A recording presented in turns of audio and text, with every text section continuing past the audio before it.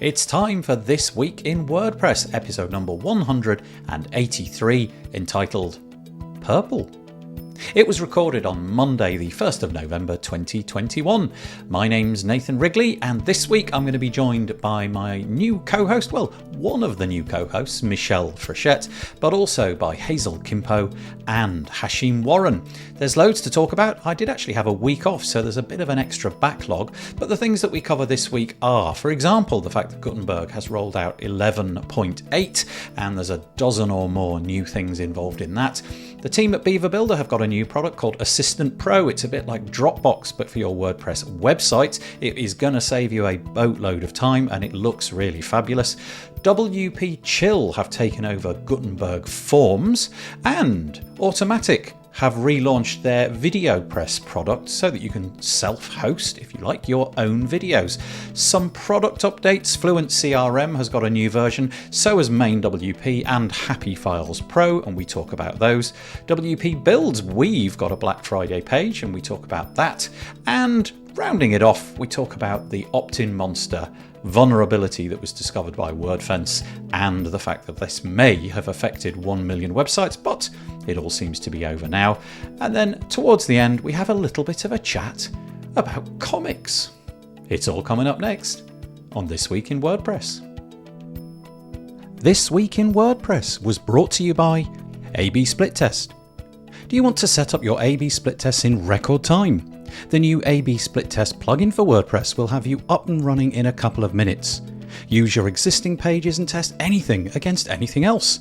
Buttons, images, headers, rows, anything. And the best part is that it works with Elementor, Beaver Builder and the WordPress block editor. Go check it out and get a free demo at absplittest.com. Hello.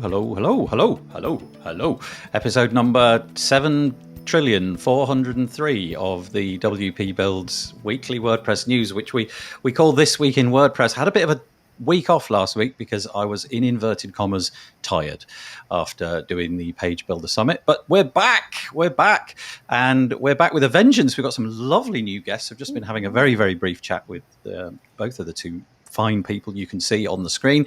But also joining us once again with some news this time around is Michelle Frechette. Michelle, before I get to that news, is it okay if I introduce the other two? Absolutely, please do. Okay. Yeah, that's great. So first of all, there we go. Michelle Frechette is here from Stellar WP. Maybe that's new. You're probably familiar with seeing the words "give WP" next to Michelle's name, so then maybe there's a clue there. But also from Stellar WP, we are joined by Hazel. Now, Hazel, forgive me, I forgot to ask. And I don't want to that as soon as it was about to happen. You know what's coming. Kimpo, like a K, not Quimpo. So it's Kimpo. It's Filipino, so it has a Spanish sort of vibe. Okay. I was totally going to butcher that, so I'm glad I stepped out of that hole. Good thing you asked. You're from Stellar WP. Tell us about what you do over there. Yeah, I head up marketing for Stellar WP, which is sort of our new adventure that we spun up this spring under the Liquid Web umbrella as we're kind of gathering more WordPress plugins, and Stellar WP is the hat for all of those things, and we're heading up marketing. Okay, well, that's brilliant. Thank you. Anyway, thank you for joining us first time. Hopefully you'll enjoy it and wish to come back. But also from WP Engine, we've got Hashim Warren. I'm pretty sure I've got that name correct. So yep, exactly right. Tell us about yourself, Hashim. It's very nice to have you on for the first time. Great. Yeah, it's great to be on. So I work at WP Engine as a product marketing manager for our headless products. So that's Atlas. That's some of our open source products for headless, like WP GraphQL. So that's what I do there. Well, thank you very much. No doubt all of us, between us, will be able to come up with some sense all about WordPress this week. We've got Hazel coming in from Los Angeles, so it's crazy early over there. And Hashim is coming in from North Carolina. And I think that's probably the same time zone as you, is it, Michelle, roughly speaking? Yes, absolutely the same time zone, yes. So not crazy early like it is for Hazel, but still fairly early. So I appreciate you guys making the effort to join us today. So Michelle, what's the news? I am no longer the director of customer success at GiveWP. As of this morning, I am the director of community engagement for Stellar WP. So I might be working with Hazel. Thank you. Very excited about the work I'll be doing. Okay, I can't let this go without. I want a full explanation of what this job actually entails. What's your purpose with this new job? I'd love to know. Yeah, so with this new job, I will be working more with the community, the internal community at Stellar. So I'll be working between our brands, but also with the greater WordPress community as well, doing things like, the Weekend WordPress podcast and the work I do at Post Status and some of those other things, and looking for opportunities for all the people from Stellar to be involved in speaking engagements and podcasting, and kind of just, I think of myself now as the hub of everything. I thought about Michelle that way for a long time, which is why to me it was like a no-brainer for Michelle to come into this role. She's been the hub of all things WordPress for a long time, so now she gets to do it in official capacity, which makes me very excited. My relationship with Michelle goes. Oh, sorry, you. No, I just was saying I love connecting people and connecting brands to each other and helping everybody be as successful as possible. And this role was made for that. So. Well, I was just about to say I've known Michelle. I mean, we've never met in the real world, but we've known each other online, and we've probably spent hours and hours and hours talking with each other online over the years. Mm-hmm. And honestly, I think this role was literally penned for your talents. So, huge congratulations! I'm so pleased that you've landed the role, and I suspect that you'll do really rather well at it. So, thank you. Congratulations, hearty congratulations! I'm really. When they say they wrote the job description for you, it's true in this case, because Hazel and I sat down and wrote the job description for us. Okay, here's a list of Michelle's talents. Here's the job. Yeah. It is literally everything I've ever wanted to do in WordPress. It's great. Hashim, did you want to get in there? Get into what? I just wondered if you would. It sounded like you wanted to contribute something there. Oh no, I'm just happy for you, Michelle. That is awesome when the right position meets the right person.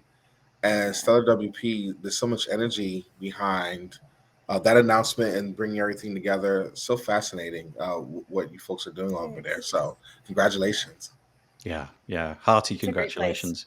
Yeah, we I'd love to keep talking about that, but we probably should crack on with some WordPressy stuff. The first thing before we do that, if you are in the Facebook group, then you need to go to chat.restream.io/Facebook, which is a real mouthful, isn't it? chat.restream.io/FB, not Facebook. Otherwise, you remain anonymous. You come up onto our chats with no face, just a big F. And we don't know what your name is. That's fine if you wish to do that. A sort of circuitous way of getting around that is just, before you write anything, just write your own name. If you go to wpbuilds.com/live and you're logged into Google, you can use YouTube comments over there. And if you've got anything you want to say, please do. I would urge you, if you're listening to this just on the side, if you've not given it your full concentration, all good, but maybe just pause for a moment, head over to Twitter and just say, I'm watching this over on wpbuilds.com/live, and see if you can drag a mate or two in to join in the conversation. That would be really nice. Yeah. Isn't this where we make the pun about that's so meta? Oh my goodness. I do not like that name. I do not. I do like that name. I like the, they say naming is hard. Renaming is even harder. Mm-hmm. But I like the name because I feel like it does match with their mission. I feel like Zuckerberg is serious about that mission. I have other thoughts about whether I want Zuckerberg to be successful in that mission. But it does seem like I actually like the name, and I like what it seems like the process they went through to get to it. But yeah, I can understand other perspectives on that too. It's really curious. Over here, most of the news that I've consumed has really framed against Facebook in the last 18 months or so. The palpable shift from Facebook is great, everybody's on Facebook, yoo-hoo, Facebook.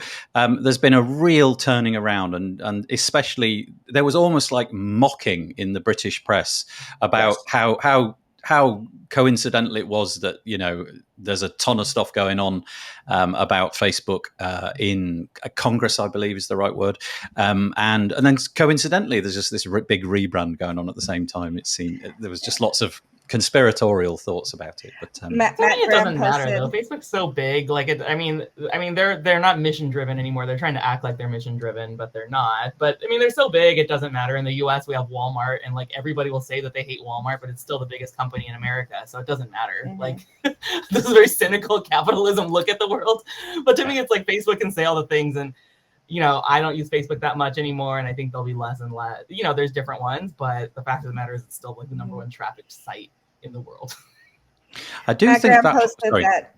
Matt Graham posted that they're renaming it Meta because they're planning on stealing all your metadata, and they're just being more forthcoming about it. Well, they're planning. They've already done that. Yeah. I know. Hello from Toronto, whoever you are. This is a Facebook user. This is somebody that hasn't clicked I'm that gonna button. guess this is Rob Cairns. I'm Oh, gonna okay. guess that. Oh, okay. Yeah. Toronto. Because okay, he's like, well. oh, I can make it now. So Yeah. this is probably Rob. It is really peculiar. I've watched the film Ready Player One, and if that is where Meta is heading, then my personal opinion is I don't want to be a part of that. I want the real world in spades. I don't want to see the real world through a set of. Well, actually, I do want to see the real world through a set of glasses. But anyway, let's get on. Let's put some WordPressy stuff up. So first thing on the roundup today is over at WP Tavern. We've got Justin Tadlock writing a piece all about some new features which are coming out in Gutenberg, the plugin 11.8. Dozens of new features. It seems like there was a little bit of a hiccup. It never quite made it onto the repository for reasons that I don't fully understand. But this first little paragraph here is all about that little hiccup. But then it came, and there's quite a lot of nice stuff in there. It really is getting to some level of maturity now. I won't go into the detail because I will link to this in the show notes. But if you are curious, if you're sitting on the fence about playing with Gutenberg as the plugin, then some of these things might be of interest to you. They've got this nice cover background opacity. That's the cover block where you can kind of layer things. This is Justin Tadlock's interpretation of what he wanted to achieve with that. And it sounds like he's got a direct route into the team because he requested something and about 6 months later it landed, which is really nice. They've also got automatically generated heading anchors. You can sort of see them here if you're looking at the screen. And hopefully this will come in handy later. If you're creating content, you'll be able to sort of anchor things automatically, depending on what you put in the header block. Featured patterns. This is really interesting. This is why I think Gutenberg ultimately will be successful. This is a set of limited patterns at the moment, only 15. So 15 patterns have been created by members of the core team, and they've dropped inside this featured list, which, again, if you can see it on the screen, there's a little featured toggle here, and 15 of them have been chosen. And you can just click on them and they'll instantly drop into your site. But imagine a world in which everybody gets to create their own patterns like this, and they are put into a repository, and you can just go and find whatever it is, and you'll be able to build your WordPress websites, hopefully much more quickly. Various other bits and pieces like Pinterest, embed, that's something I personally don't really know a great deal about, and also a plain block quote style, so that you don't have to, if you don't wish it to look all dramatic and different from the rest of your text, you don't have to. So that's basically that piece in a nutshell. Just so that Hazel and Hashim know, if at any point you want to just interrupt me or anything, that's fine. But quite often I just rabbit on like this and then at the end say, go for it, if anybody's got anything to say. So I'm going to say, go for it. Well, I will say that the block editor has become something that's got so many bells and whistles now that I've lost track. It's almost like my cell phone, right? I use like 10% of the potential of what's there because I haven't even had time to dig into it. And it just keeps soldiering on with more and more great things. And I think it's wonderful. I need to carve out some time to learn a little bit more about it. And well, to me, I think it's like, I don't know, it goes back to like WordPress's whole roots of democratizing publishing. Because for a long time, there was a huge chasm in like, okay, cool, you democratized publishing. I can go make a blog post now and figure out generally how to have a site. But if I want to have opacity behind a thing like this blog could do, I'll need to go call somebody else. And that's not democratizing publishing, in my opinion. True. This gets you a lot closer there. And all of this stuff makes me super excited about where things are. And I think that the hard thing is to stop talking like blocks as like, oh, well, let's get into blocks like as everybody who's been in WordPress before, and like how do you, because that conversation is not relevant to people new to WordPress, and I think there's a weird block there of trying to block how to get people into the block editor as like the given, as opposed to like this whole conversation about it, which isn't relevant to somebody who's joined WordPress in the past year even. I think last week was the first week where I was starting a new site, and I decided to completely go with Genesis and the blocks, the custom blocks we have over there, plus use blocks. It was my first time doing that, and I was really surprised at myself because my last site was just a headless WordPress site, so I wasn't using the block editor at all. I'm using ACF, and I'm not using the block editor at all. And also, I used to be big into using Beaver Builder. I said, "Wow, okay." And also, I was really active on Twitter. What is it? A year and a half ago, maybe 2 years ago, making fun of Gutenberg. So older curmudgeon has come along too, because of the power of Gutenberg and the block editor. So I love that they're adding stuff that they continue to add things to it, and there's continued investment in it. So that's really exciting. Yeah, it really is. It's really curious. I've got a whole bunch of friends in the WordPress community, and there seems to be a real line being drawn, dividing them. And the line is called Gutenberg. And on the one hand, you've got the people who, I don't want anything to do with it. And it really feels like that position is entrenched now, and they are not going to have anything to do with it, come what may.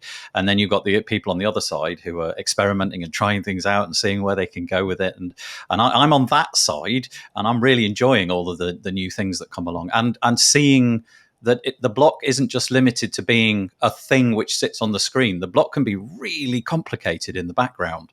In my case, I use one called Newsletter Glue, which enables me to produce newsletters and fire them off to Active Campaign or wherever it might be. And it's a block. It just sits there, and it's just fabulous. So I'm loving all of this stuff. Andrew Palmer is also pro Gutenberg. Andrew, we're going to talk about something of yours a little bit later, and he also says, "Is purple the stellar color?" He's just asking. He loves it. It's come up several times. I'm not gonna lie. Michelle and I definitely do have the same hair. It's fantastic. Yeah, I think I don't know what I'm going for here. I'm just going for. You put in with all. Just going for white. We've got Peter Ingersoll. He says 100% agree that the discussion too often leaves out the new users that only know the block editor, the given. Yeah, thank you, Peter. Nice to have you on board today. That's really nice. Okay, now Hashim just mentioned Beaver Builder. I'm going to clip right along to this other piece. I think I am not the best person to talk about this because I am so ridiculously excited about what this can do. I think I'm basically going to promote it, which is not my intention. But this is Beaver Builder. So, okay, this is not Beaver Builder, but it's the team behind Beaver Builder. Right. They've been touting this product. They've had it out in alpha for ages. David Wormsley, the guy that does the podcast on a Thursday with me, he's been playing with it and giving me little bits of feedback here and there about what it can do. And I know as well, Paul Lacey has had a play. And I would say, just lock your wallet up if you don't want to spend any money, because as soon as you've seen what this thing can do, you're just going to be hemorrhaging the fee straight away. You're going to want this. This is called Assistant Pro, and it's like Dropbox for WordPress. In fact, I'm sure they say that somewhere. Oh, yeah, there you go. Like Dropbox, but for WordPress developers. Essentially, install the plugin, and then you can just chuck everything to do with your WordPress website. And I really do mean everything. So that could be images. It could be templates. In fact, I think they've got a lovely little list here. So yeah, here we go. Wireframes, starter content, images. So that could be SVGs, PNGs, and so on. Layouts, pages, entire pages of content, theme customization, settings, color codes. Basically anything that you can imagine, you can chuck it up into Assistant, you go to your other website and download it. So that to me is simply incredible. And then you can do things like tag it. You can have your team members in so that they can access this thing, but not that thing. And I'm just really, really keen to see how this goes. It looks like you run this via their SaaS service, right? You have a plugin connected to your site, but you run it via their SaaS. Yes. Interesting. Hazel, yeah, I got a real feedback from myself there just then. I don't know what that was. But yes, my understanding is that it's running in their cloud. So it's not. Do you know, I could be wrong about this, and I hope I'm saying this right. If anybody knows better, please just stick something in the comments. But I think you're doing things on their cloud. So you've got to be happy with that position. I don't think it's like a dedicated WordPress install, a bit like, I don't know, main WP or something like that. I don't think so. So anyway, the pricing is here. There's a free version, it'll have limitations, I'm sure. There's a $15, I'm guessing this is per month, must be, right? Yeah, there you go. If you do it yearly, it's $144 for one user. And if you go up to a team account, which is up to 3 users, it's $192. And then I think if you want more users, you can, if you've got a big agency or something, I think it's $5 a month. But I am addicted to online backup storage sync solutions. Like, I've got them all running. I love it. I have no idea why. I just love all that stuff. So this is right up my street. But how much time is this going to save you if you just log into a website? First thing you do, install Assistant, click some buttons, boom, you've got yourself a site. Every template that you ever wanted is just right there. Right. Discuss. For somebody who's freelancing or an agency, this is going to be truly a game changer, because it's going to let you start things up so much faster than, loading plugins and things like that. I mean, we all have had our shortcuts that we do in the past, right? Like saving a starter theme with all the plugins already attached to it, etc. And then, 2 months later, you go to use it and everything's out of date because of all the plugins and things that you've been sitting on your hard drive. So I think if it's done right, it's going to truly be a time saver for a lot of people. Yeah, this is really awesome. I actually didn't realize this launched, so I'm glad we're talking about it. Assistant has been in a kind of alpha stage for years now, and when it first came out, I was a little nonplussed about it. I was like, okay, that's cool. I hope they continue to build Beaver Builder, because I'm a user and buyer of that.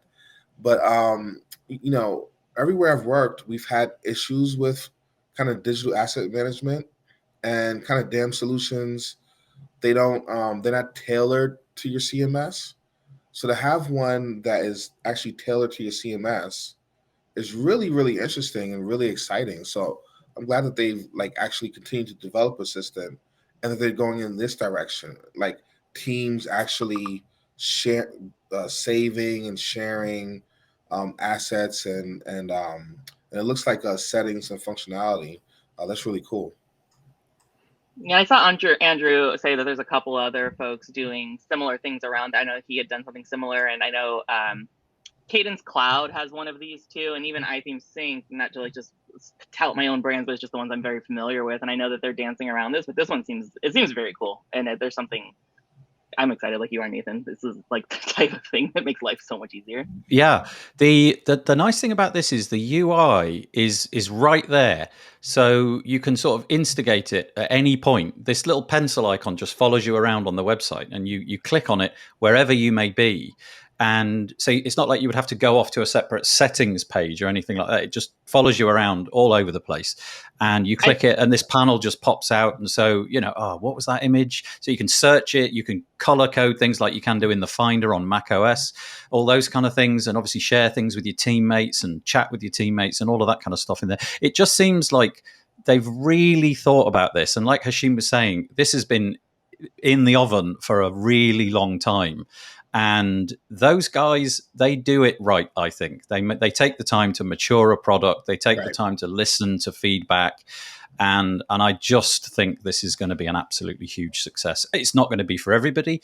They go into pains to make out on the website that it's compatible. You may be thinking this is Beaver Builder only. They make the point that no, that's in fact not the case. Oh, sorry, hiding showing. Beaver Builder, Gutenberg, Elementor, Divi, Visual Composer. I do think it's interesting they didn't decide to use their own brand clout to sell this product. Yeah, interesting, eh? That's an interesting choice. Yeah, maybe they're trying to exactly that, just trying to separate the two, so that I think they probably are, but that's always a challenge. WordPress companies are always spinning up other companies, and there's always a challenge of whether you want to use some of your name recognition or risk confusing people. And I think it's a give and take always. I can see that they struggled with it here.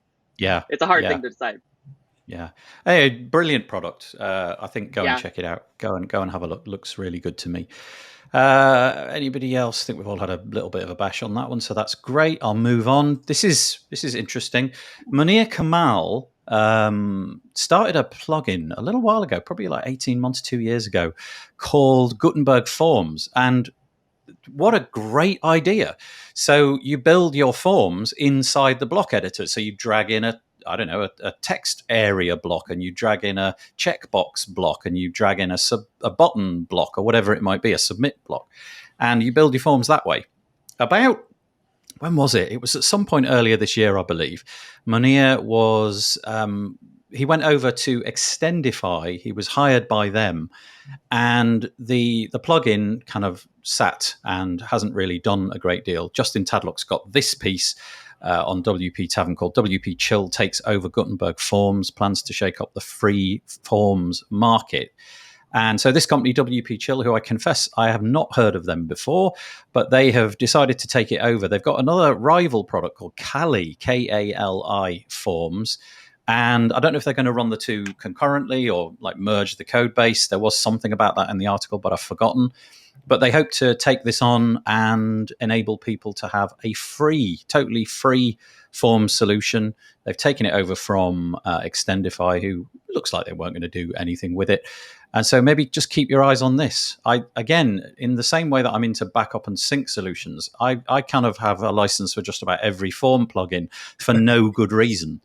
I just love buying form plugins. And when a really nice one comes along that's free, this really piques my interest. And it just seems like a really perfect interface to build forms in Gutenberg. That just seems really good. So any thoughts on a free form solution coming around the corner? I love that. Yeah. Oh, I'm sorry. Go ahead, Shane, please. Yeah, I love that when this developer, that when Gutenberg came out, they didn't just feel like, okay, forms are solved already. But Gutenberg is almost like a new platform to rethink how you can do a form, and not just move over legacy forms and squeeze it into Gutenberg in terms of the interface and also in terms of the capabilities. But to say, okay, what would a form builder be like in this world? And also to make it free and simple is really exciting. And like we were talking about earlier, there's a lot of talk of people like us who've been using WordPress for a long time. What about that brand new person? Like, what form builder do you hand that brand new person who just needs a simple contact us form for their site? That's right? where I was going to go. That's where I was going to go. Absolutely. You say, oh, and install this paid, form builder that, again, the interface is squeezed into Gutenberg. So I love that they're rethinking what's the day one for all the new people who are coming into WordPress, which is really exciting. That's where I am on it too. And there's expectation, right? Especially if you're a new person coming to WordPress, you've probably messed around building, at the very least a MySpace site, but probably like any website, you've probably messed around and you've never had to search for a solution for a form. Like, in fact, it's almost outrageous to you that you have to find an outside solution just for a form field. And I think integrating that stuff into the block editor is like almost the most important thing we could possibly do. Like, this kind of stuff that people have expectations that they can just do without thinking, image compression, forms, these type of things you don't even think about in other places of the internet. I think as more of that becomes part and parcel of the block editor, it makes it more powerful for everybody. I'm not quite sure why we don't have something like this in core, actually. I guess if we're trying to serve 90% of the people, there's maybe 10% who don't need a form, but it's very rare that I've ever put a website together where there wasn't some kind of contact us form. So a simple stripped down solution like this just seems like Contact Form 7 has just filled those shoes for so long, right? That's true. That's a good point. I'm going to mess this up, I know, but I remember there was a debate about there being like a form API that's in core, so that people can build forms off of, and that I believe something like who are our friends? It's another PHP based CMS. Drupal. Yeah, Drupal, and I believe Drupal has that.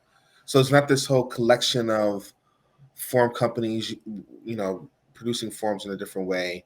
I might be messing up some of the details, but it is interesting that we don't have a native canonical way to capture that data and store that data. Everyone's just making their own database for form fields, and you can have 3 different ones with 3 different form solution products. But that could be a good thing. A lot of people are working at these different companies that make forms, so maybe that's a good thing. Yeah. There's so many different needs for forms in so many different directions. So like GiveWP is a form solution, but it's a specific form solution and it fits that specific niche of fundraising, right? And all the different things that come along with the needs for fundraising. And so I think it's almost impossible to come up with a one solution for every person form-wise. But that said, the basic contact form, absolutely, that's one of the simplest things that we can solve in something with the block editor. Yeah, I think you've got to imagine that something like this, if it works and it's robust, it's pretty quickly going to rise to the top of the repo. It'll have hundreds of thousands of installs and it'll get recognized. And there's probably going to be a load of rivals, maybe free or commercial, don't know. But for now, I'm just glad that something like this is no longer languishing, because it wasn't the reason that they brought Kamal over. It just so happened that this came along and sort of stagnated. So I'm really pleased that, what was it, WPChill. Thank you for taking this and running with it. Let's see where you go. Okay, this is community news. We haven't had community news for the longest amount of time, not actual real world community news. This is to say that this isn't new news, although it was kind of new to me. I'd had my head buried in the sand. It's recent. Recent. That's right. Yeah, we'll go with recent. That's good. WordCamp Europe 2022, which is happening this time around in Porto. It got cancelled. Good grief. Was it 20? It was 2020, right? Yeah. 2020. Remember that year? Yeah, Barely boy, off. it just seems like there were dinosaurs when that happened. Yeah, exactly. It got cancelled. It totally got called off, like everything else did. And we've had this sort of up and down. Should we go back? Should we do real world events? Should we postpone them? My understanding is that the big WordCamps, like the WordCamp US and WordCamp EU, they have some kind of different relationship in terms of what they can do. So a city-based one, like London or something, they have more constraints, but so a lot of those are not going to take place. This one is going to happen. The one in Porto, it's happening, tiny little date there, but it says it's happening, when was it? I saw it. Anyway, I can't remember the date, but it's next year. Now, the reason I'm raising it... Sorry, go on, Michelle. I said I think it's in June, but I'm not 100% on that. Thank you. The reason I'm raising it is because they are in need of volunteers. I don't know how dire the need for volunteers is, but I think they are looking for people actively who are willing to commit a bit of time there. And so that's what this piece is. I'm going to link to it in the show notes, but just so that you know, if you're inclined, go to europe.wordcamp.org and then it's /2022 and then /Porto-is-calling. Ooh, pithy. And go and check it out and apply now to be a volunteer. Obviously, these kind of events, they simply can't happen. But, okay, let's throw the cat amongst the pigeons. What are your thoughts about real world events? I know this has got nothing to do with WordPress. It's got to do with medicine and pandemics and all of that.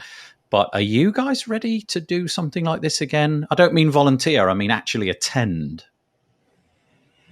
So I work in events on the side, and I have since, I'm deep in the trauma of COVID and the world of events. I had to cancel my Coachella for Kids, Little Palooza, that I have like 4,000 people at each year. I had to cancel all my events. This past weekend, I went to, a movie theater that had like a live orchestra playing, and it was fine, and I felt great about it. And I'm more than ready to go to events. I'm ready. Yeah.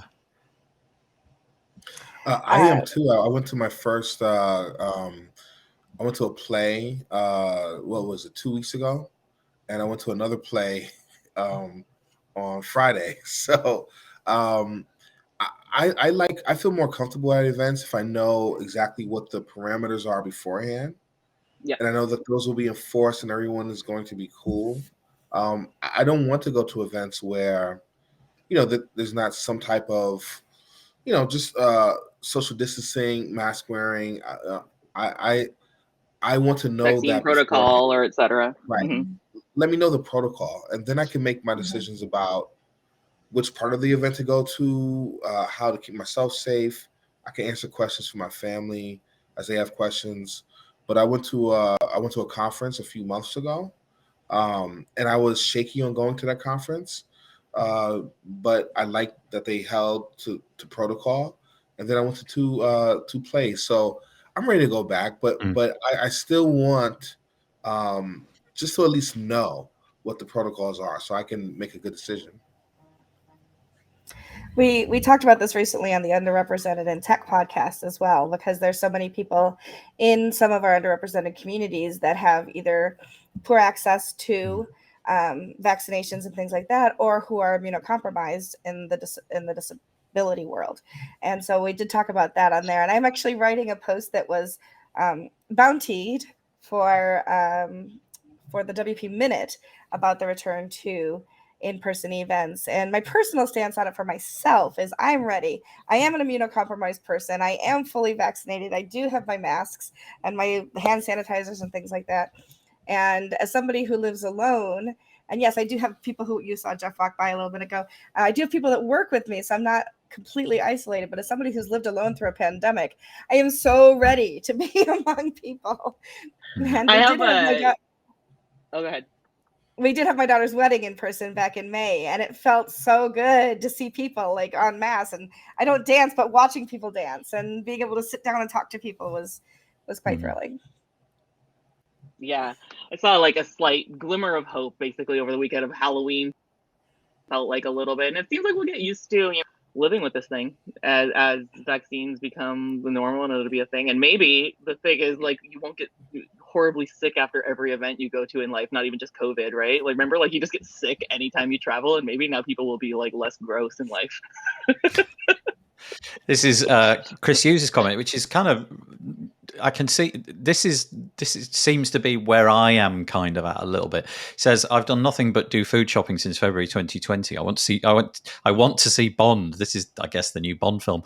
But sitting in a stuffy cinema for 3 hours doesn't seem quite right just yet at the UK. Yeah, I think in the UK things are not going as well as they could be. But I would love to come and see Porto. Come to Porto next spring to WCEU. Yeah, to Hashim's point, I would want to see what the guidelines were. And I am totally confident that whatever was published would be what we'd get.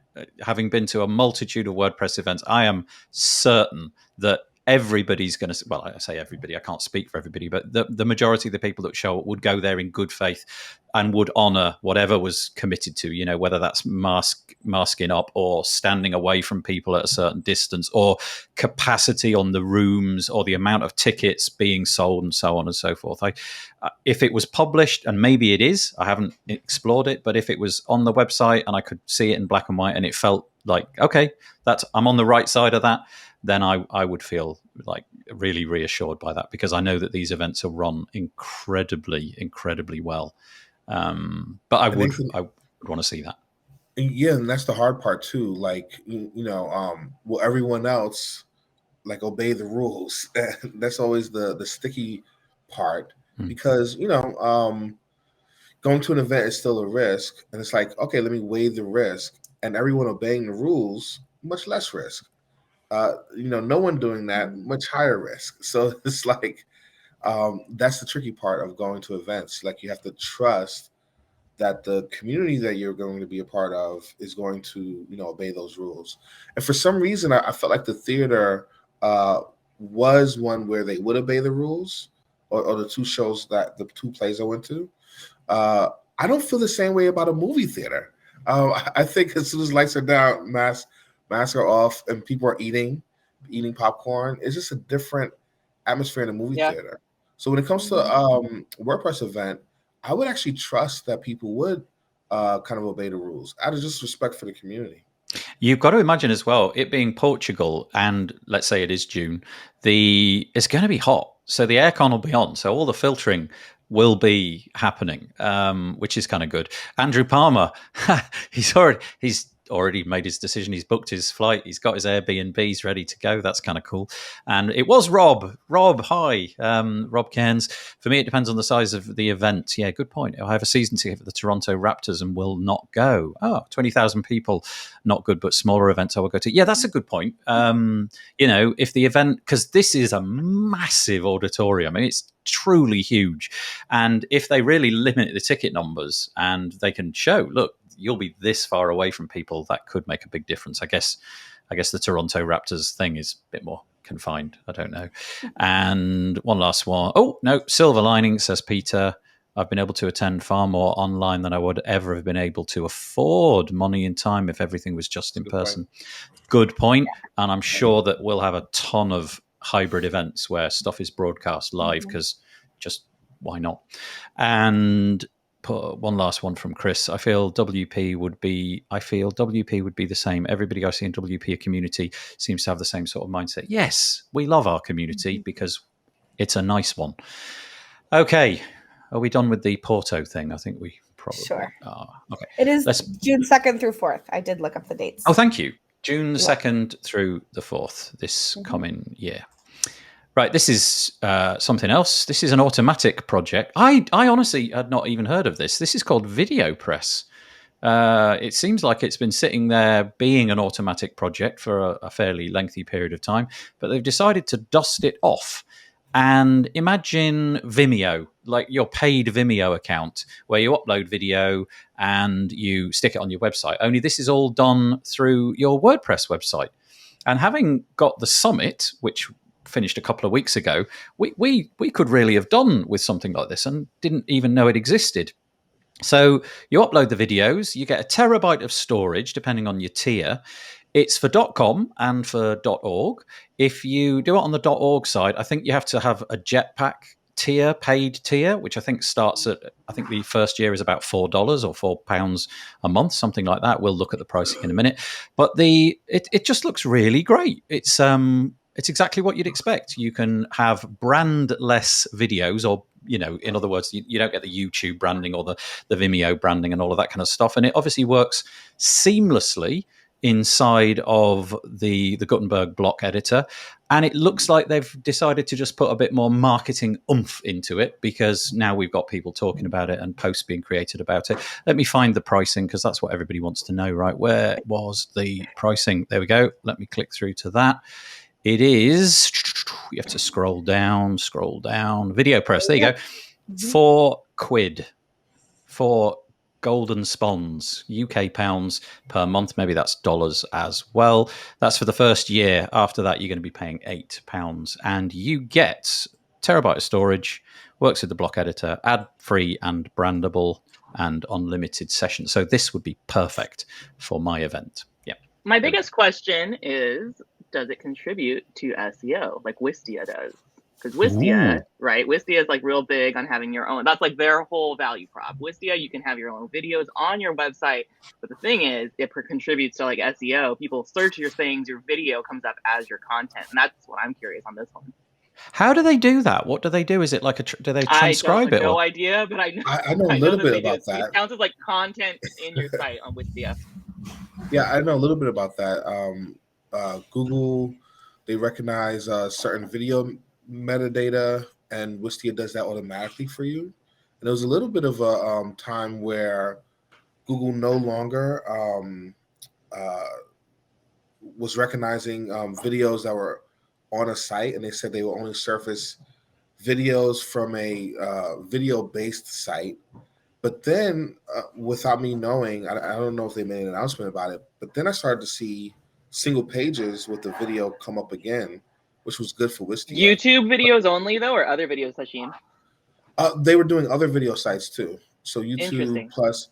But in my usage, I was seeing mostly YouTube when I would go to the video tab. And then it feels like they changed it back to where now I go and I'll see a CNN video, I'll see a individual person's video that's Wistia. That's what Wistia was trying to fight against, was that video tab being only YouTube, basically. Right. It looks like it's come back now, so that'll be really interesting if this product also publishes the proper metadata so that it can be recognized. I don't have any insight into that. I've just had a quick brief scan through, but here's the value proposition anyway. They say customizable player with colors that match your site's design. So this is Vimeo basically, isn't it? Adaptive bit rates to deliver high quality playback, great performance speeds, picture in picture and variable playback speeds. That's interesting. What's the picture in picture? How does that work? Private video options let you offer exclusive content to subscribers. That's quite nice. Multi-user access for easier collaboration, unlimited hosting with Jetpack plans or WordPress.com, no intrusive ads or imposing banners. So it doesn't mention anything about SEO in particular. But for me, if I can do... Okay, so I don't do masses of video content, but if I did do masses of video content, like, I don't know, half a dozen a day, and I had to go over, upload it on one platform, then drop it in with an iframe or something, that's quickly adding up to wasted time. And for the price, I think this is quite a compelling offer if you're always inside a WordPress and fiddling with video. I think the price is fantastic. And now that they've picked up development with this app, I hope that they pick up with EditFlow. I used to use it years ago. They acquired it and now it's dead. So like, hey, please, Automattic, please pick up EditFlow and start developing that too. Did you? So this is. Sorry, guys. This was not in the show notes, but it just suddenly came into my mind. I'm just going to put this back on the screen. Have you? Any of you guys come across this thing? This is Cloudflare getting all super cheap in basically just like kicking Amazon's prices out of the park. So they've got a whole new suite of tools, Cloudflare, and it encompasses almost everything that Amazon would do, but the costs are ridiculously small. I was talking to Dan Maybe the other day because he does an awful lot of video for WordCamp London and WordFest, and he was saying that it's literally hundreds of times cheaper. It's brand new, so nobody's using it at the moment. But I just thought I'd drop that in there. It's called Cloud. I wonder why. That makes me always curious, right? Yeah, and they really are overlap. There's loads of things that they've just launched in this 1 week. It was about, I don't know, a couple of months ago, to no fanfare as far as I can see. I didn't pick up on any of it in the technology press. Dan was the one that showed it to me. But it's everything. Dan using it, Nathan? Dan is, I think, going to use it because the economics are so compelling. Yeah, I think he said something. Okay, so forgive me if these numbers are wrong. I think he worked out. He was just trying to work out some numbers, and I think he said something along the lines of, if it costs $1,000 on S3, it'll cost $4 with Cloudflare Stream. It's that order of magnitude cheaper. Dan, sorry for completely misrepresenting you if that was a lie, but I will pay penance. During that same week, they also announced a product that competes with S3. I forgot the name of the product, but also dramatically cheaper. Yep. So let's say I used to run a course. I allowed downloadable video, and I had to put it on S3. I actually used the service. I put it on S3 for me. So with this, dramatically cheaper is great. So video streaming cheaper, video hosting if someone needs to download it cheaper. I wonder how they make it cheaper, but I'll take cheaper any day. Yeah, right. I mean, the thing to remember is that you're always paying somehow. So if it's free or reduced price, somehow you're giving up something else. So it's information or it's something like that. So it's that they're back to meta again, I think. Michelle, we need to book Dan in so that he can thoroughly explain it to us. Absolutely. He was on a couple of weeks ago, and I can't remember if we pommeled him about this, but I don't think we did. But yeah, check it out. I think that Cloudflare's institutional investors are just paying for me, and so they can capture the world. That's such a sweet idea. Hashim, I love your heart. Oh, that's nice. Anyway, this all started because of us talking about the Automattic solution. What was it called again? VideoPress. You can find that. I guess just Google VideoPress, but it looks pretty compelling to me. I think because we're doing the summit inside of WordPress, it may be a compelling offer for us to go and look at, and at that price point, seems pretty good. And then we got sidetracked. Just one thing really quickly. I wonder what VideoPress is using behind the scenes. Are they using same thing I was wondering? has video streaming become cheaper, and now VideoPress can use a cloud provider like Cloudflare that's cheaper. Yeah, that's a good That's point. what I was wondering. I was like, Deliver what cheaper API or something? What's prices? running back there? Same question Yeah. I had. Yeah, that's a good point. I don't know. It doesn't actually say on this promotional page, but I'm sure if you dug deeper, or maybe somebody in the comments can help us out with that. But you need The a word. VideoPress, they've developed a website. Their landing website, their marketing site's nice. So is that videopress.com, I'm guessing? Yeah. Okay. Let's see where that goes. Videopress.com. Yeah, it's a pretty nice site that they're. I mean, it's new. It looks like, but it's nice design. Yeah, it's similar, isn't it? Any stats on where it comes? No, it's very, very brief, but it basically says the same sort of thing. Anyway, go and check it out if you've got a video hosting need, or you've got clients that need that kind of stuff. That might be worth looking at. Okay, 3 in very quick succession, without much need to talk much about it. I'm just going to mention, I like to mention when a product updates and I get notified about it, I like to put it in this rundown.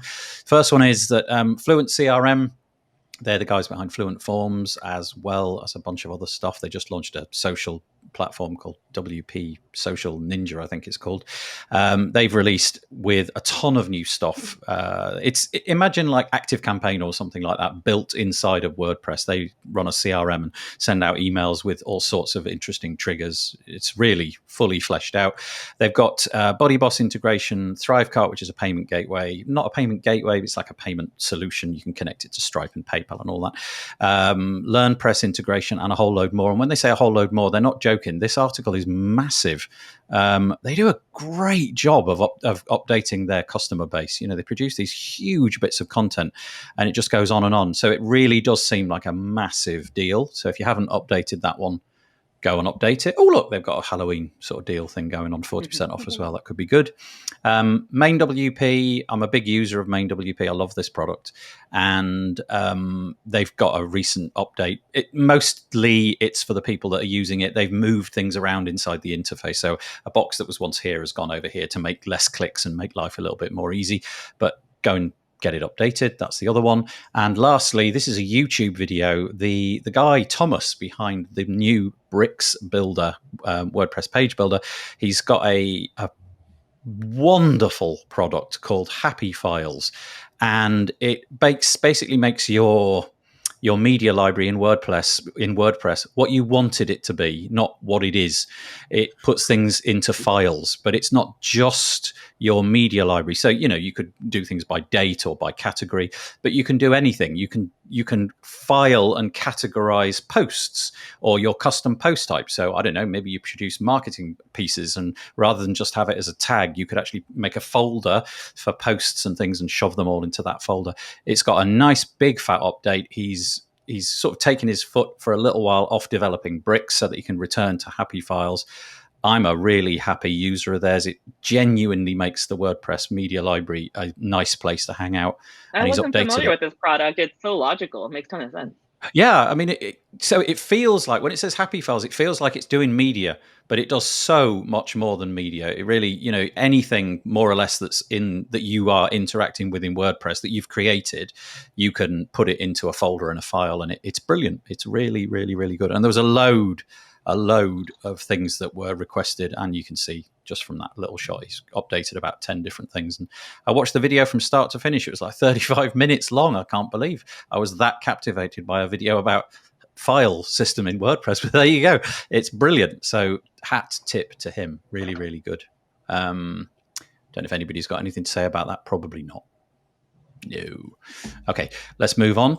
Very quickly, every year I do this. I'm putting together a Black Friday page, So if you've got a WordPress deal that you want to put onto this page, we get quite a lot of traffic to this page each and every year. But if you want your product, it's kind of searchable, filterable. You can sort of click this thing and say, I want to see the design ones only or the admin ones only or whatever it might be. You can do that. And we are looking for people to sponsor this page. If you're interested in that, click this button. But also if you've got a product or a service in the WordPress space, click this button and you'll go to a page, fill out the form, and we'll stick it on. It's totally free. But anyway, there you go. That is at wpbuilds.com/black. wpbuilds.com/black. Right. From happy news to sad news. Opt-in Monster.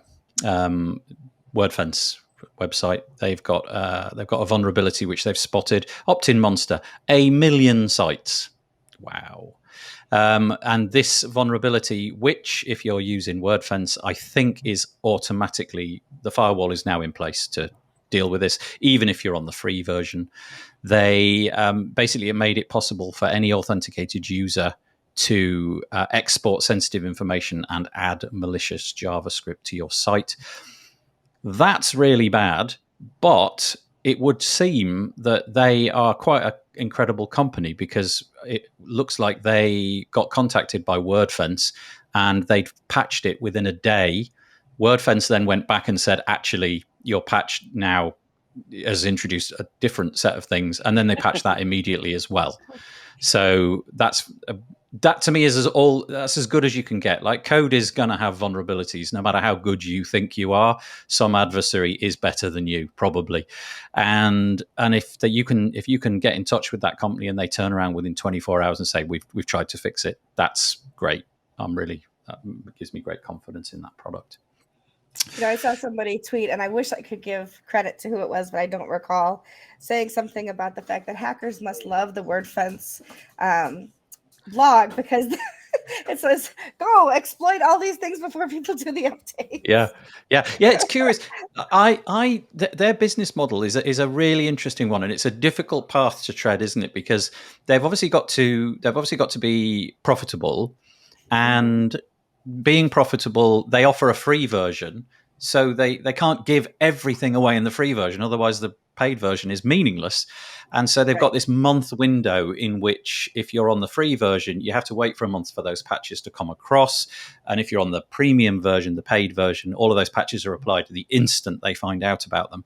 But they always seem to put the notifications out, I could be wrong about this, but I think I'm right, after their free version has been updated. So I'm hopeful that they're not letting, putting people at risk. It just made me, it was one of those things that make you go, Yeah.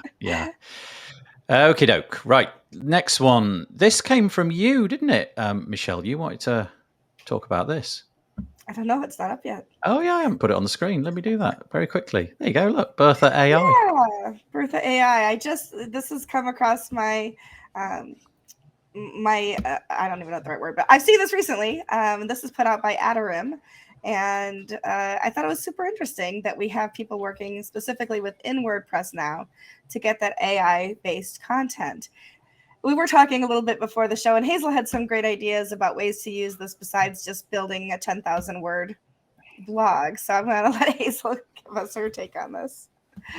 Well, I'm obsessed with these, much to the chagrin of a copywriter who works on my team. And not because she is out of work. She's not. She's actually, I use her, like, she's an excellent writer and I use her all the time.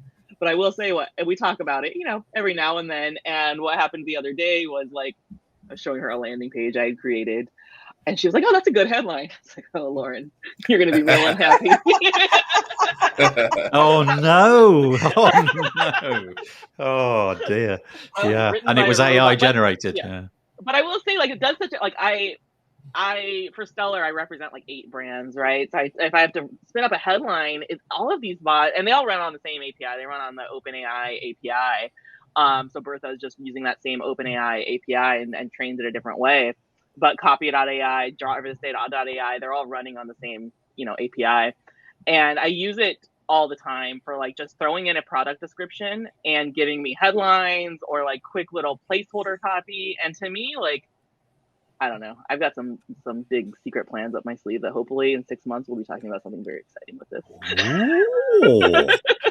We don't often get a scoop. This is super exciting stuff to me. Like, I'm super into this, and I think this would kill, like, Lorem Ipsum should not exist anymore. Is my bit, like, Lorem Ipsum should be dead. Look at who's just commented. I don't know if you know this, Hazel, but it's actually co-founded by Andrew Palmer. It's Andrew, I'm just like, I'm into this. We should talk. I'm super into this.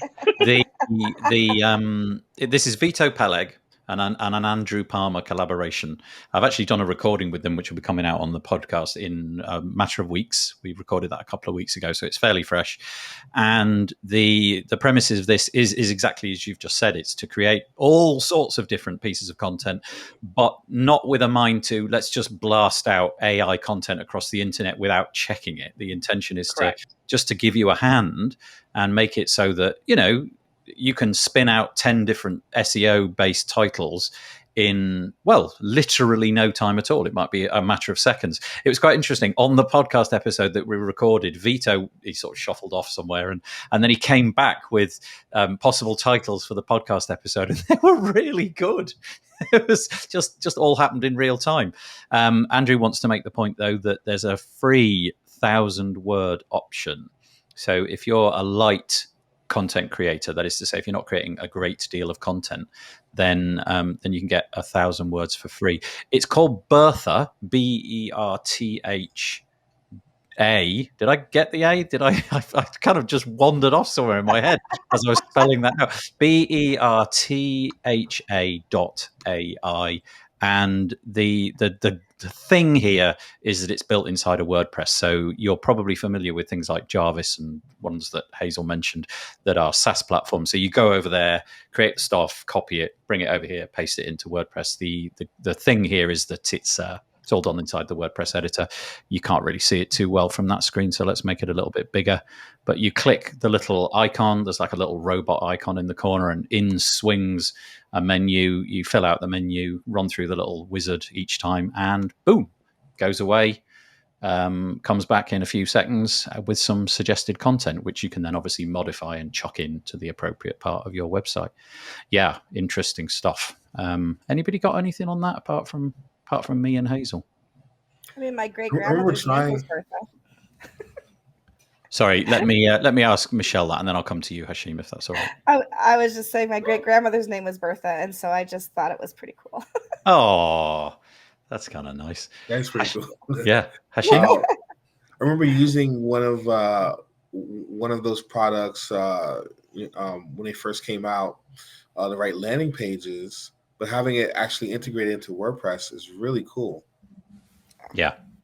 Yeah, I mean, my fear about all of this, because I'm dreadful and wear a tinfoil hat when I'm not doing this show, I sort of had this conception that really we would be drowning in too much content, and essentially on nefarious people who are just doing black hat SEO would just be clicking the 10,000 word article button over and over and over again, and then just flooding the internet with stuff that, well, nobody's got time to read as an SEO play. But I listened to what they were saying in the podcast, and it seems that Hazel, you've got it perfectly. You're just putting it out there to give you some ideas for stuff that you really don't have time, or maybe you're just not inspired at that moment in time, and this can offer that. That's exactly what it is. It's really just this time saver of like, give me something. Yeah. But it can do long content, it can do short content, it can do all sorts. But the website that you want to be checking out is Bertha.ai. Thanks for bringing that to our attention again. Michelle, that was great. Thank you so much. Mm-hmm. You brought us another one as well, haven't you? You've done two. This is Find It WP. What's this? Yes. This is part of the new HeroPress network. Actually, HeroPressNetwork.com, I think, is the other link I sent you.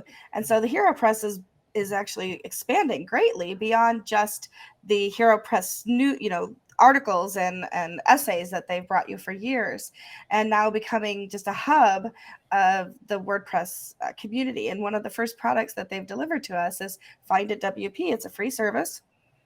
You can enter your business in here. So if you've got a plugin, if you're a hosting company, any of those kinds of things, you can see all the list on the right-hand side here where you can filter your resources.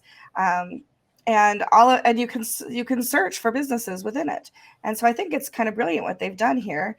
And I think in their first week, they had over like 500 or 1,000 businesses submit right away within just the first couple of days. And so I think this is something that could really grow.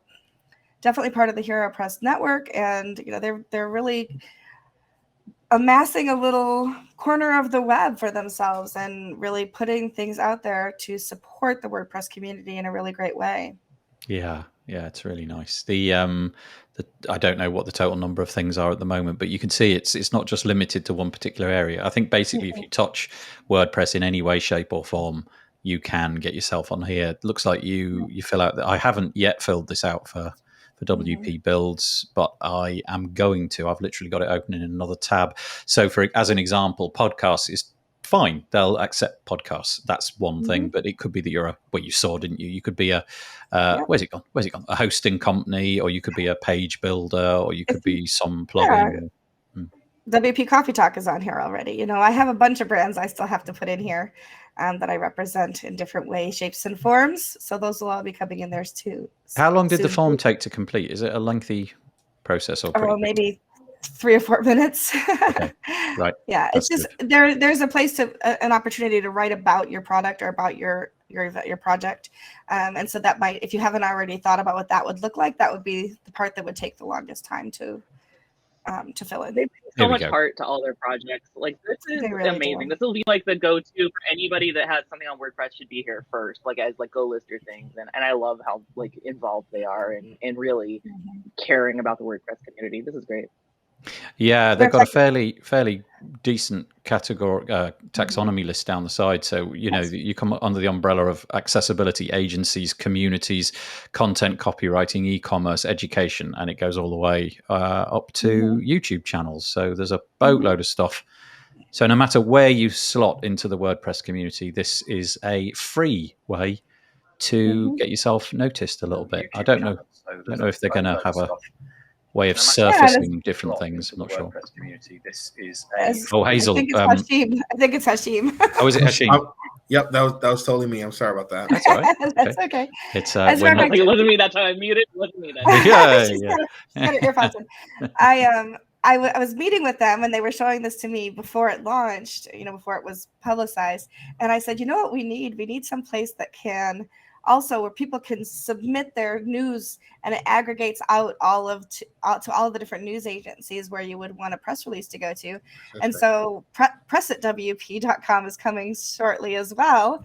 I don't know if it's actually got a placeholder or if it's just going to what it might show at this point, but it's something that that HeroPress is working on to be able to aggregate news and send it out to anybody who signs up for it. So, Justin Tadlock. I feel like they're just like solely here trying to make Nathan's job easier. Like, it's kind of amazing. Exactly. Yeah. They mentioned it to Justin Tadlock and he was like, "Oh, that's a great idea," kind of thing. And like, I work at Post Status as well. So I keep saying that the British way, status now instead of status. I don't know why. Because it's correct. That's but I want to be able to get that information for Post Status, and so to be able to sign up for something like that, as long as we publicize it well, and the rest of us continue to talk about it, others will put their news information in there, and then we'll all be able to be informed of what's happening. So, I mean, it could sit there and languish if we don't use it, of course. So the goal is that news agencies need to also be able to say, hey, if you put it here, we'll all get it, and we can help you get the word out. What would be really nice here, I'd be really curious to see what they surface, because at the minute, in order to put this piece together and the longer piece which goes out, I basically create a list of about 20 pieces of news that I think are interesting each week. So it's a bit, pejorative, but I put that together and then I whittle it down to like 5, 6, 7, or 8 or whatever to go into this show. So I leave some stuff out and I just have to make decisions about what I think is more interesting or not. And in order to do that, I use Feedly, and I've basically subscribed to every single WordPress thing one at a time in Feedly, but it doesn't give me so my list every week of things to either look at more or to discount is literally hundreds and hundreds of pieces of content every single week just about WordPress, and there's no way of sort of saying it doesn't learn. It doesn't Feedly doesn't learn. It's just an RSS aggregator. But I'd be interested to see if Topher and oh my goodness, Kate over there can sort of work on that over time. And I don't know what the algorithm will be. Yeah, is that like, as somebody who's creating news, perhaps I would want to send that out with an embargo, right? So like, it's going to come out on Monday. Let's say there's news coming out on Monday. I want to tell you about it. Like when I had Matt Mullenweg on the WP Coffee Talk podcast. I sent you, Nathan, a link in advance. I sent, all of the different news aggregators that I could think of a link in advance, embargoing the information, but it let you listen to the podcast in advance. And once I released it, within the hour, you could put out, your own thoughts about what we talked about and things like that. So a news aggregator can do that for us. Instead of just giving you an RSS feed of what's already been put out to the public, it can give you information as it's happening and let you be part of the hype of putting out information, being the first to report on information, things like that. So I think that there's a difference between just picking up things that are being published and things that have yet to be published that are true, like news as it happens. Do you know, it's interesting. The only one which does that, Hashim, is WP Engine. That's the only one where I get what feels like I don't even know what the word is. I get content from WP Engine in that feed, and it feels like I'm getting advance notice of things. I've no idea how I signed up for that, but it's a curious thing. When I read it, I sort of think, oh, that's yet to happen. Okay, that's curious. You're probably on the media list. Well, no, because it's in Feedly, and I don't. Yeah, maybe I got sent a link or something. Yeah. But it's quite interesting to see those things sort of up and coming. Anyway, fabulous project. If you have any point of contact with WordPress, which I imagine you do because you're here, if you're not putting stuff on that website, if you don't create content, it's certainly something to bookmark so that you can go and consume the content. And it's called finditwp.com. If you want to know more about the wider goals of HeroPress, then if you go to heropressnetwork.com, as Michelle said, they're fleshing out their offering. They've got WP podcasts now, where you can find. It basically aggregates all of the WordPress related podcasts in all the languages as well, which is great. And you can find out all about that over here at HeroPress. And you can support them because they are not charging anything for anybody to do these things. So so now they're actually using GiveWP. If you click through, you can see and Topher has actually done something with it to show information that we don't actually have native in GiveWP yet. And so he's actually done some customization to be able to show it and use it more like a Patreon so that you can continue to contribute, but it shows a number of investors and how much they're receiving monthly. So at the top there, and then also you can see who the recent investors are using our donor wall. And so it's pretty cool that they're using WordPress products, not going outside, to continue to fund what they're doing and also provide the service free of charge, but allow people to help contribute to it to keep their family, eating and paying. Yeah. At the minute, they've got 31 investors, a little over $400 a month, and obviously they're trying to increase that. So in order to help them out, if you feel this project has value, it's heropressnetwork.com/support, or you can just click the button on the homepage and go and use the GiveWP plugin as well. That's great. Okay. Now, one more crept in at the very last minute. So this is exciting. So I know nothing about this at all, so I am literally going to hand it over. Yeah, perfect. So I've been with PostStatus about a little over a month now, writing for them and becoming more a part of the team there, in addition to what I'm doing at Stellar WP, of course. And actually, some of it's crossing over really nicely. And one of those things is most people know every Wednesday, sometimes it's Thursday because my life is crazy. But once a week, I post a long list of open jobs in WordPress, and I tweet that out with links to different career pages. And I have WPCareerPages.com as a site that I curate. As a result of that, people are coming to me asking, do I know about this kind of job, and sending me job opportunities. And PostStatus has a list of job opportunities. And so one of the things that Corey Miller wanted me to do is become part of what happens with the Get Hired podcast, with the Get Hired part of the website and blogging and things like that. So I'm talking about, I'm blogging on PostStatus about jobs and how to find a job, how to be better at HR and those kinds of things that have to do with getting hired and hiring within WordPress companies, but also underrepresented. So I have 2 columns that I write there. As a result, I said, why don't we have a career summit where we have a full day understanding how to do better recruiting, how to be recruited. And so we have WP Career Summit is coming up April 8th of 2022. It's about 5 weeks after the next WordFest, which will be on March 4th. And the idea is we'll have sessions for job seekers and sessions for those who are employers. And so we'll have 2 tracks that run through the course of the day, with opportunities to learn how to, have a better portfolio online, how to write your resume better, how to do better interviewing. And then from the opposite side of that, how to better to evaluate candidates, how better to recruit for diversity and inclusion, things like that. And so that's going to be a full day coming up April 8th.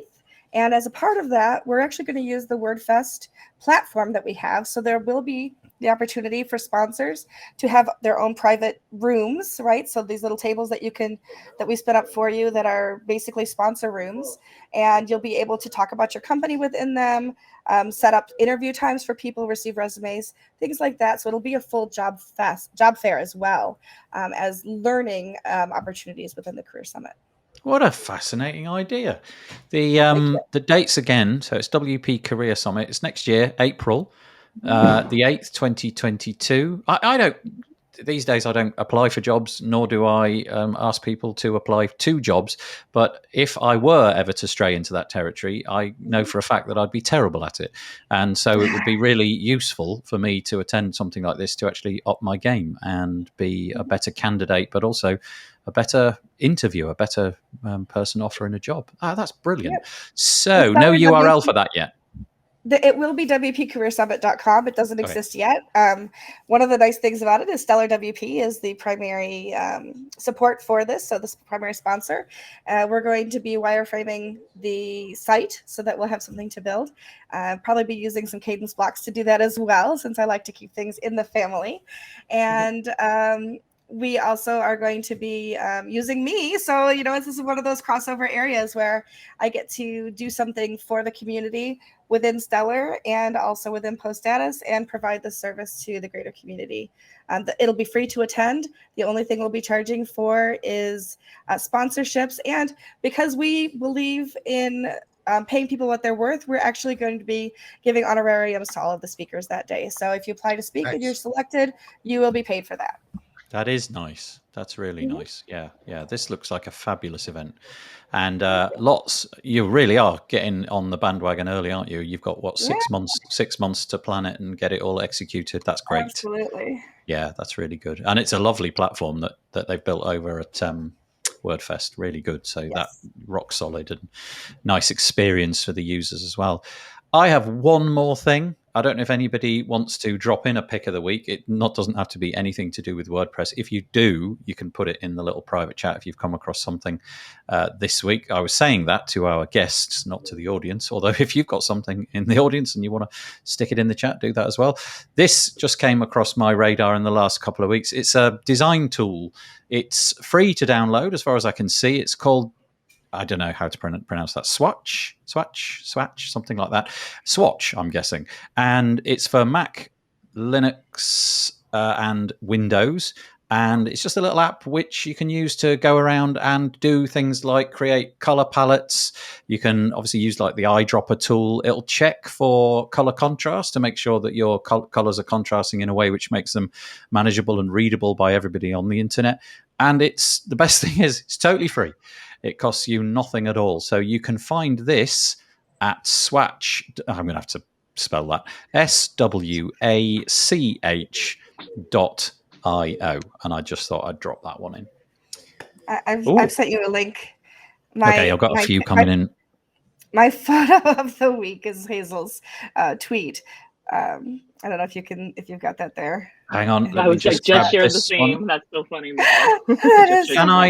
Can I? So I'm going to start with Michelle's Twitter one. Is that okay? Is it this? Absolutely. I think it's the same one. It's the same one, I believe. Oh, okay, perfect. Let me put this up. Okay, what's going on in here? The ultimate one. So I dressed up as Hazel for Halloween. Since I already had the purple hair, I took off my glasses and added the give a damn sign. What's the give a damn thing? I mean, I get what the if you, phrase if means, you but ever talk to me for more than a few minutes, I'll get animated about certain things, and I just I just do. I give a damn, and it's to my detriment and my success.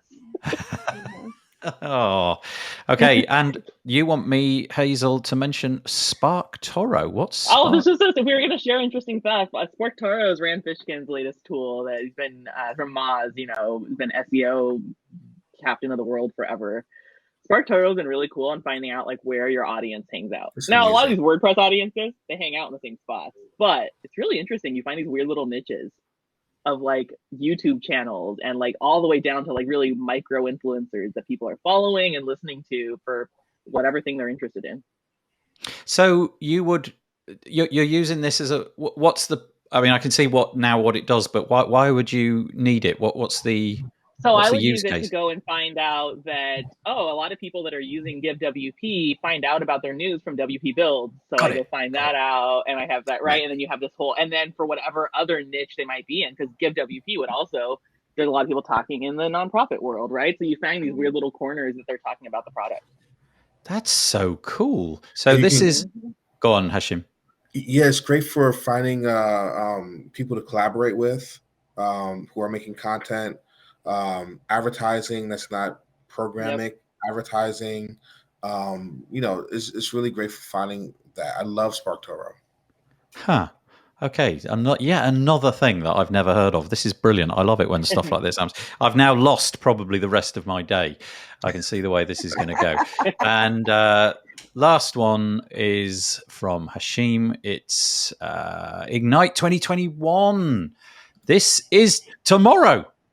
Yes, it's tomorrow. This is an event series that we're putting on for anyone who's new to headless WordPress. We have a new product that helps you transition from creating templates in WordPress with PHP to creating templates for headless WordPress using React. It's called Faust. So we have a training that's free for anyone to come on and go step by step on how to build your first headless website. So I did the first event. This event is being put on by my colleague, but I will be in the chat answering any questions that people have about headless WordPress. So really excited. So this is at 2 p.m. in CST. What's CST? Sorry. Central. Central Standard Time. In so a little later Chicago, than it says. like the Chicago area. Yeah, that's what it should. The C should be for Chicago, shouldn't it? Yeah. Chicago Standard Time. So that's tomorrow. If you go to events.wpengine.com and probably search for Ignite 2021, and you can sign up by the looks of it by clicking this red button, all about headless WordPress. And Hashim's going to be there in the chat, so you've got no excuse. I have gone through my little laundry list of things I wanted to talk about today. I'm going to go around one at a time, and if you've got anything you want to add, like your Twitter handle or where you can be contacted or any book that you've read lately, anything you like, let's go with Michelle first. I have just been doing so many of all the things that I think I mentioned them all already, but as I always say, my DMs are open. I'm on Twitter at Michelle Ames and also at StellarWP. Thank you so much. Hazel. Yeah, I don't have anything additional to plug either, other than Michelle joining today. And actually, you know what? Our Stellar marketing team is growing like crazy today because Carmen Kendrick joined LearnDash today, and Kathy Zant joined what's our other product? Cadence today. So our marketing team is just exploding today. It's a big day. For Stellar she joined. Yes. She joined. Kathy Zant and Carmen both joined today as well. So big day across. You are on a clip, aren't you, you guys? There's a lot of hiring going on. A lot of We're momentum. gonna own the world. Anybody looking for a job? Hit me a DM. Awesome. Can I have a job of, I don't know, attending WordCamps? Will you pay for me to go to you're joking, but if anybody's interested in a job of any sort, shoot me a DM and we'll have conversations. Yeah, that's great. Thank you. Thanks for that. Hashim. On Twitter, it's Hashim_Warren. And if you want to talk about WordPress or React or comic books, you can follow me and let's chat it up. There you go. Little nugget at the end there. Comic books. We didn't know that about you, and now we do. Yeah, that's cool. Ah, nice. Wait, I want to know DC or whatever the other one is. Marvel. Oh, Marvel. You can tell Michelle's a real comic fan. So for me, for DC, it's Batman, and for Marvel, it's any of the X-Men comic books. So like, I work to be able to afford my comic book habit, but it's specifically X-Men and Batman that I really love. What's the best comic book store you've ever been to in your life, Hashim? That's what I need to know. What city and where? Oh my goodness! So right now in Greensboro, we have a fantastic comic store called Acme Comics. The customer service is very, I'll say, small town. Know your name, know what you like, be able to recommend something. They follow you on Twitter and things like that. That's and cool. You're talking about. But one of the other best ones is actually a really large one where there's none of that personalization, but you can have great conversations in there, and that's Midtown Comics in Manhattan. I grew up in Manhattan. It was my local That's a very store. famous one, right? Say again? They're like well known, right? They're like a very famous Oh, one. yeah. They're really well known. You know, you have a lot of the comics creators come by because it's in New York, you know, so it's like the exact opposite of Acme Comics. So Okay, they both have good. but I love the big store. I love the small store. Support your local comic store. Can I ask, because I've got a couple of mates who are really deeply into comics, and for some reason that habit passed me by. Literally, I can count on one finger the amount of comics that I got from start to finish on. Actually, no fingers, let's be honest. And is that like a habit which you got as a kid? Yeah, so as a kid, I collected comic books, but then I lapsed until I would say right after college. And I got into Spider-Man again, and just fell in love with different creators and just started to follow them regardless of what character. Now I'm into different characters, but a lot of the things I tweet about tweet about right now are like suggestions for people who are either getting into comics or buying like gifts for people, because now that comic books, collections are a big thing. Omnibus collections that will collect a whole run of a creator, or specific collections that will collect a storyline. It's a really great gift and a really great way to jump on to comics. That's interesting. One little suggestion: Todd McFarlane, his omnibus of Amazing Spider-Man just came out again. It got reprinted. That's a good one to jump on. And Ta-Nehisi Coates did Black Panther, so there's like over 100 pages of his Black Panther run that you can buy. That's a really great hopping on point too. This is a true story. When I was at 17 years old, I had a friend, I won't mention his name, but he had the first 500 editions of a comic called 2000 AD, all in cellophane, never read. He bought 2 copies. Right? Yes. He bought one copy, which he kept in cellophane, and then he read the other copy. He had 500, all of the first 500 in pristine, brand new condition. We went to university. And his mom cleared his room whilst he was out. She just trashed them all. They were worth tens of thousands of pounds. Yeah, just the first one alone. Oh my God. She just binned them. They were under his bed. He came back. He was livid, as you can imagine. He still has his... I'm livid right now. Yeah, that like...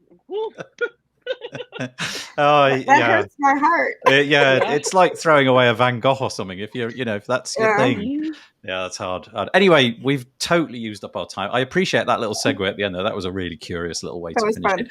Yeah, thank you so much for joining us. We'll be back this time next week. This episode will come out tomorrow morning as a podcast episode. But I'm sorry to do this to you, but we have to do this because I have to request it. I need everybody to wave. I need everybody just to put their hand in the air. And with that, I'm going to use... Hazel's not doing it. Look, she's not doing the wave. She's refusing. There, got it. And I'm going to end the stream, and we'll see you next week. Bye-bye. Bye.